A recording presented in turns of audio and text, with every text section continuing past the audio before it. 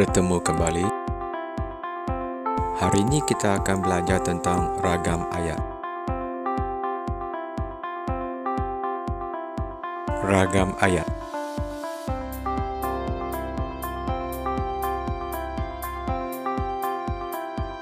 Ragam ayat dapat dibahagikan kepada ayat aktif dan ayat pasif. Baiklah, kita lihat dulu ayat aktif.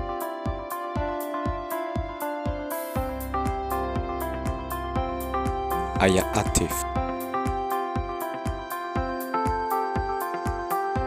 Ayat aktif adalah ayat yang mengandungi kata kerja yang mementingkan subjek asal sebagai judul atau unsur yang diterangkan.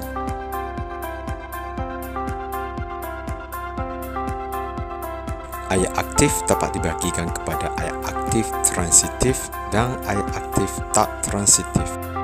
Jom kita lihat dulu ayat aktif transitif. Bagi ayat aktif transitif dapat dibezakan kepada dua, iaitu satu objek dan dua objek. Dua objek yang dimaksudkan adalah objek tepat dan objek sipil.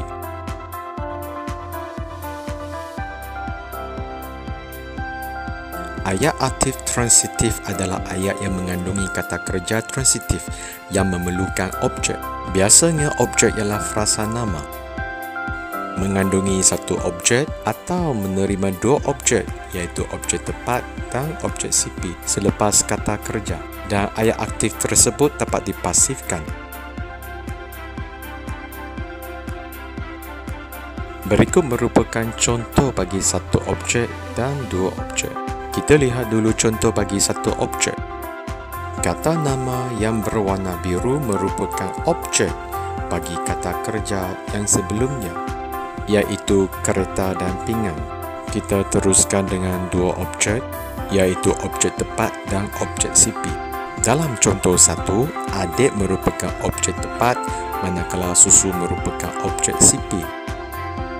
Dalam contoh yang kedua, isterinya merupakan objek tepat, manakala sebentuk cincin merupakan objek sipil.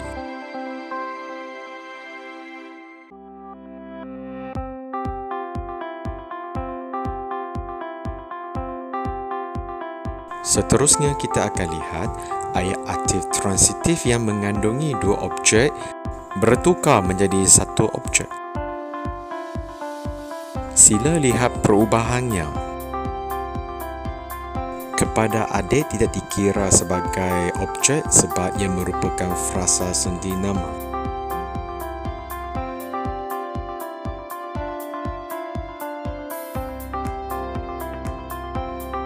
Begitu juga bagi contoh yang kedua, kepada isterinya juga merupakan frasa sendi nama.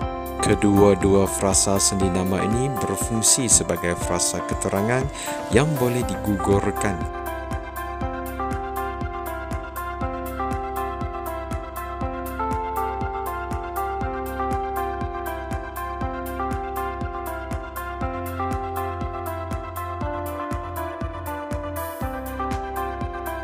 Seterusnya kita lihat ayat aktif tak transitif.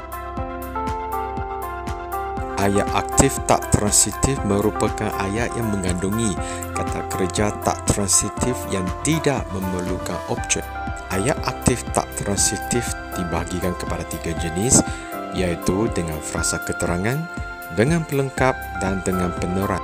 Dan ayat aktif tak transitif tidak dapat dipasifkan.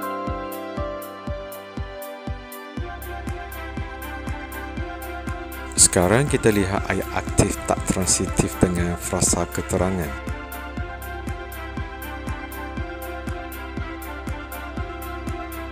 Ayat aktif tak transitif dengan frasa keterangan merupakan unsur pilihan yang boleh digugurkan.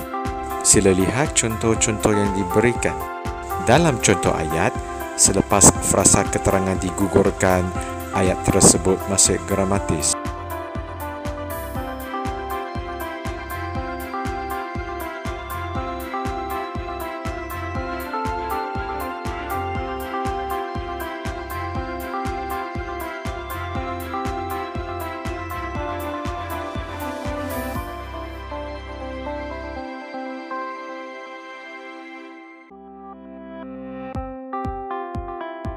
Kita teruskan dengan ayat aktif tak transitif dengan pelengkap.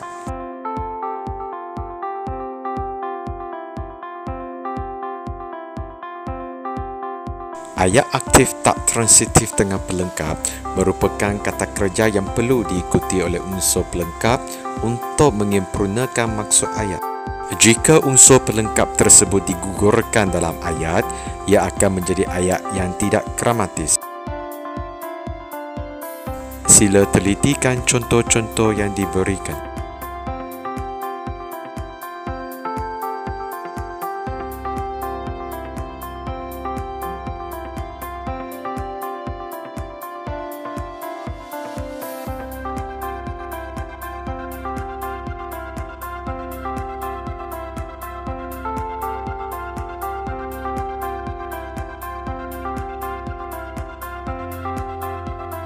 Kita teruskan dengan ayat aktif tak transitif dengan peneran.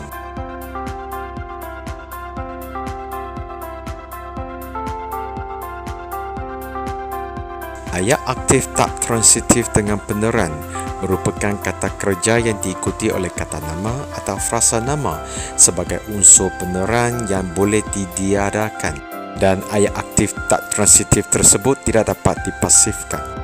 Dalam contoh ayat yang diberikan, jika peneran digugurkan, ayat tersebut masih gramatis.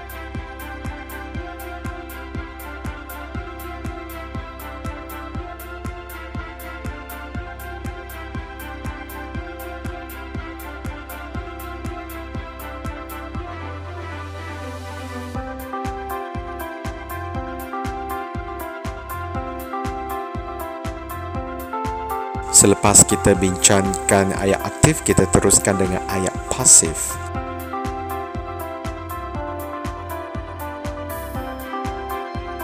Ayat pasif. Ayat pasif merupakan ayat yang mengandungi kata kerja yang mengutamakan objek asal sebagai judul atau unsur yang diterangkan.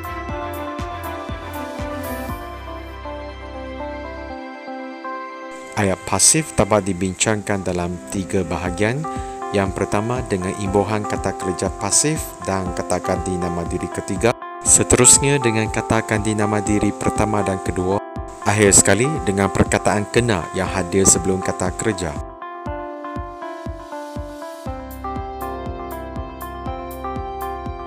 Kita lihat dulu ayat pasif dengan imbuhan kata kerja pasif atau kata ganti nama diri ketiga. Imbuhan kata kerja adalah seperti di, ter, ber dan kean. Sila lihat contoh-contoh yang diberikan.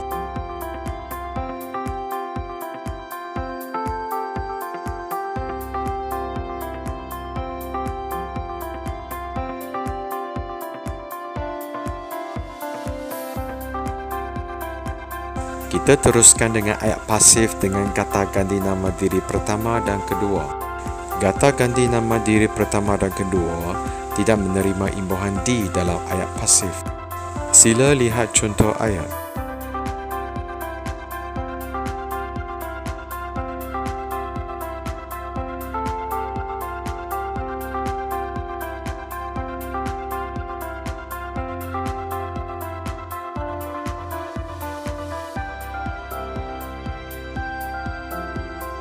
Kita teruskan dengan ayat pasif, iaitu dengan perkataan kena yang hadir sebelum kata kerja. Perkataan kena mendahului kata kerja dasar, berfungsi seperti imbuhan di. Jika diperluas dengan kata nama, frasa seni nama oleh diperlukan. Sila rujuk contoh-contoh yang diberikan.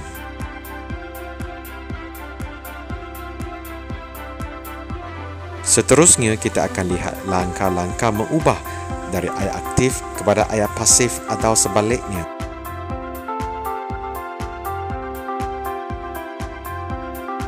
Langkah mengubah jika ayat aktif atau ayat pasif yang mengandungi satu objek.